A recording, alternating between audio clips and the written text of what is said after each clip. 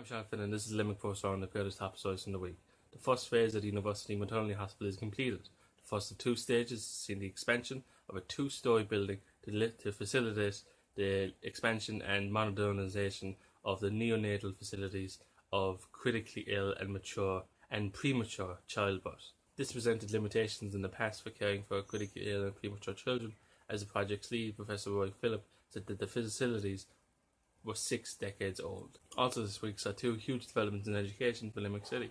Planning permission given by Education Minister Norman Foley to build an 88,000 square foot new Gaelcholáiste in Limerick City on the Dublin Road to facilitate 650 students in 29 classrooms was commented on by Limerick City UL, who noted that the school was a significant development for Irish language in Limerick City. Also ordered for education on a third level basis. Refurbishment works on the UL City campus and Southfield Street and the Old Duns has begun work this week. This being first of many of UL's expansions into the city, the expansion is set to be $100,000 under budget and expected to be completed by October.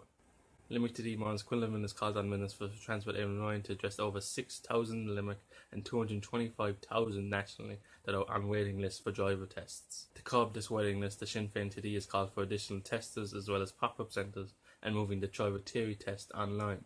While the Minister for Transport Eamon Ryan agreed with the additional testers and hired over 80 of them, they still have not begun work.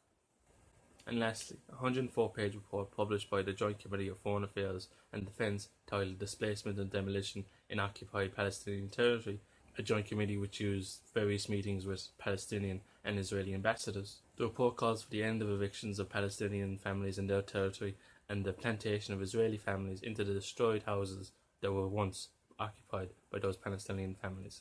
It also calls for the EU to aid in meaningful negotiations in starting the peace process and for the Israeli government to stop targeting and confiscating EU and UN aid meant for Israeli territory.